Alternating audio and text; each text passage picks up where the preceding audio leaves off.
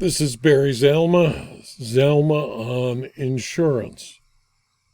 Today I'd like to talk about two of the most common and sometimes least understood exclusions in first-party property insurance policies: wear and tear and inherent vice.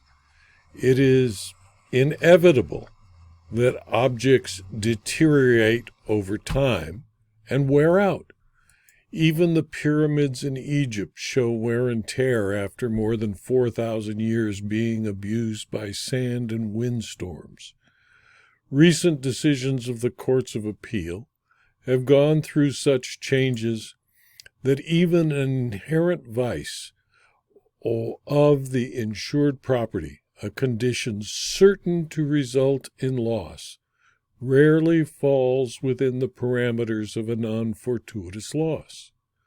Restatement of Contracts, Section 291, Comment A holds that a loss not fortuitous if it results from an inherent defect in the object damaged, from ordinary wear and tear, or from the intentional misconduct of the insured. In a case dealing with a boat that was left completely uncovered in the Bahamas during the rainy season, normal wear and tear resulted in the sinking of the boat. Rainwater entered the boat, forcing the bilge pump to operate continuously for several days. This drained the boat's battery, causing the pump to stop functioning. Batteries, of course, do not last forever. While the battery may have had enough power to start the engine, it obviously did not have enough power to operate the bilge pump for 2 days.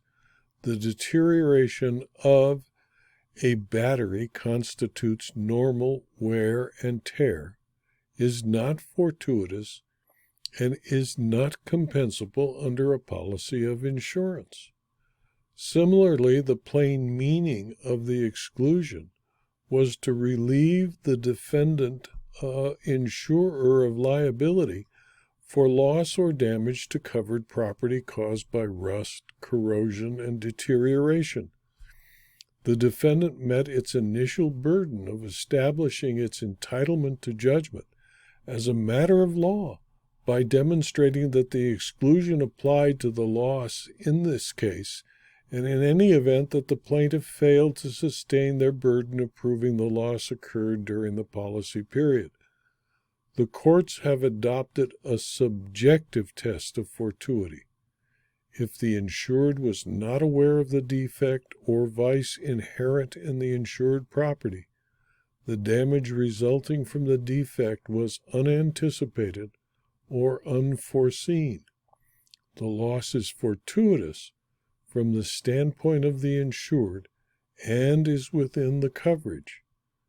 As one court stated, we think it inappropriate to cause the insured to suffer a forfeiture by concluding, with the aid of hindsight, that no fortuitous loss occurred, when at the time the insurance took effect, only a risk was involved as far as the parties were aware. Consider Miller's Mutual Fire versus Morrell, a 1962 decision of the Texas Courts of Appeal, and DeGuiney versus Insurance Company, a 1983 decision of the Third Circuit Court of Appeal. In determining that damage to the insured dwelling was fortuitous, the court in Miller's Mutual stated, quote, "It is true that all the expert witnesses who, after the damage, examined the underlying structures of the earth, noted the capacity of the soil to absorb water, and saw evidence of earth movement, and that damage similar to that which occurred was inevitable. We are not told who, at the time the insurance contract was executed, had certain knowledge that the damage was inevitable." In the leading decision of Compagnie des Bauxites de Guinea versus the Insurance Company of North America, a 1983 decision of the Third Circuit, An insured brought suit against its all-risk insurer to recover business interruption losses arising from the structural failure, collapse, and deformation of a tippler building and crusher house used in the mining of bauxite ore. The trial court found no coverage because the damage resulted from the defective design of the building and was not fortuitous. The Court of Appeal predicted that Pennsylvania would adopt the definition of a fortuitous event contained in the Restatement of Contracts. Insurers cannot avoid liability for what appears to be an inevitable loss by relying upon the fortuity requirement alone. It seems that wear and tear should not be limited to ordinary wear and tear, but also extraordinary wear. As one court indicated, quote, an excessive degree of abrasion does not necessarily preclude a finding of wear and tear. The magnitude of the abrasion found merely manifests the effect of a process, perhaps beginning as ordinary abrasion, that intensified over time. The fact that the extent of abrasion was unusually severe does not demonstrate that the abrasion process itself was extraordinary. It might well have been the culmination of a process which commenced long before.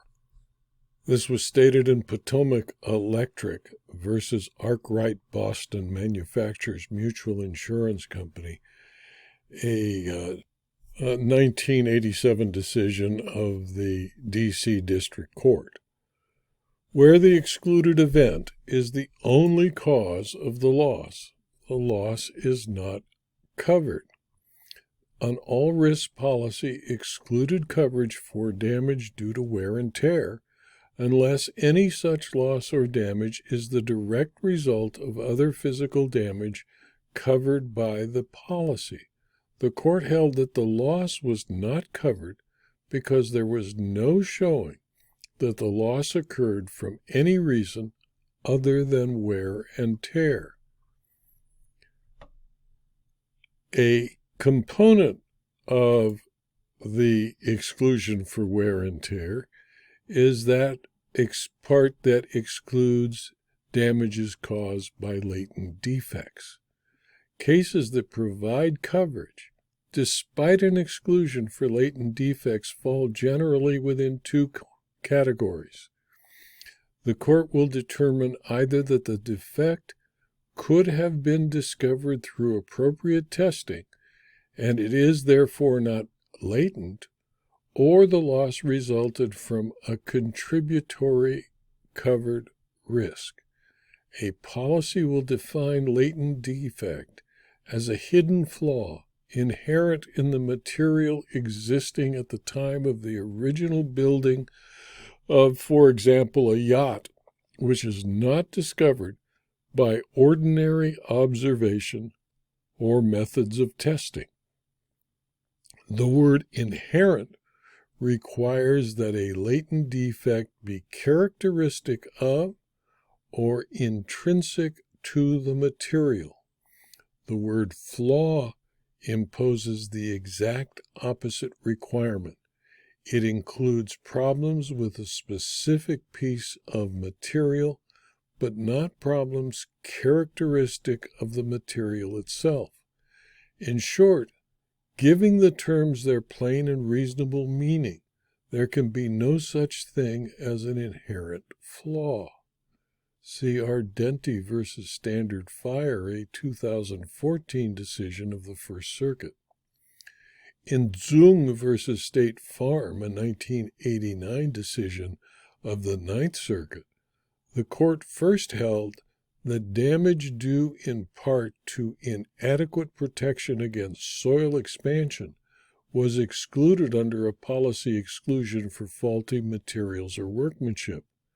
As an alternative basis for excluding the plaintiff's loss, the court then went on to consider briefly the inherent or latent defects exclusion.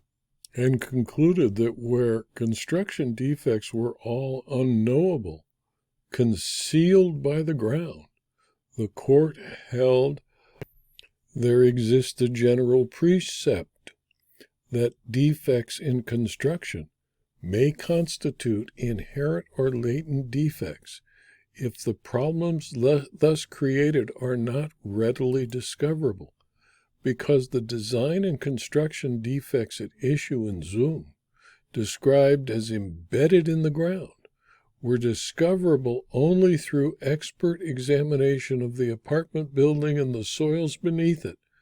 They were not readily discoverable. In light of Zung's evident approval of the Essex House case, it does not appear to stand for the general principle that defects discoverable only by expert examination are per se latent. As explained, a standard that classes as latent or inherent all defects whose discovery requires expert examination or analysis sweeps too broadly. From the viewpoint of an insured who is not an expert at detecting such defects, the exclusion would become meaningless. Refusing to apply a latent defect exclusion, the Fourth Circuit Court of Appeal in U.S. West versus Aetna held, the district court held, and we agree, that as a matter of the literal language of the term latent defects, are only those integral to the damaged property by reason of its design or manufacture or construction. However, in St. Mary's Area Water Authority versus St. Paul, a 2007 decision, the latent defect exclusion was applied since the plaintiff's experts both traced the cause of a leak to a defect in a pipe. In Winans versus State Farm, a 1992 decision of the Ninth Circuit, it adopted the latency test that the defect be not apparent upon reasonable inspection, and held that a defect is latent if it is discoverable only through an intensive post-failure expert examination. In Winans, after the plaintiff had noticed cracks and separations in footings, slabs, walls, and ceilings in their home, State Farm hired subsurface exploration experts to investigate the cause of the damage. In rejecting the plaintiff's assertion, the experts had discovered the contractor's negligence after their preliminary inspection, which consisted of a visual inspection and the digging of 2 shallow test holes. The court impliedly found that such a preliminary inspection would, in fact, meet the test it had established. This test places an almost impossible burden on the insurer and does violence to the intent of the policy. In most cases, the studies required to establish an inherent vice exclusion would cost more than the loss itself. Contracts of insurance must be enforceable. The test proposed by the Winans Court is, in my opinion, too burdensome. In Carty versus American States, a 1992 decision of the California Court of Appeal, the court held that construction defects in the plaintiff's home, consisting of inadequate compaction of fill, inadequate reinforcement of the concrete slab, and lack of anchoring of the foundation to bedrock, were latent because they were discovered only by expert examination, including soil testing, and hence were neither readily observable nor apparent on reasonable inspection. A reasonable inspection for purposes of the latent or inherent defect exclusion may, under some circumstances, include but not require appropriate expert assistance or analysis. This is the position taken by the California Court of Appeal in Chadwick versus Fire Insurance Exchange, a 1993 decision. In Winston Square versus Centex, a 1989 decision of the California Court of Appeal, the court found that drainage problems in a townhouse development were patent, not latent. The cause of the problem, the contours of the land, and the slant of the pavement, which did not allow for proper drainage, and the manifestations of the problem, ponding of water at various places throughout the development, were found to be obvious. Where defective construction, design, or fabrication of property results in the property's failure or deterioration before its normal life, and the defect is not apparent upon reasonable inspection, but only after a post-failure examination by an expert, then the resulting loss is caused by a latent defect. A majority of courts hold that the ensuing loss exception is applicable when the loss is the result of an independent or superseding cause that is covered under the terms of the policy, and that the ensuing loss must result from a cause in addition to the excluded cause. This video was adapted from my book, Zelma on Insurance Claims, Volume 4, 3rd edition, which is available as both a paperback and as a Kindle book from Amazon.com. If you found this video to be of interest or useful to you or your colleagues, please pass it on. It's free. And please also subscribe to my YouTube channel, my Rumble channel, my blog, and my Substack publications so that you can learn of future videos and future blog postings. Thank you for your attention.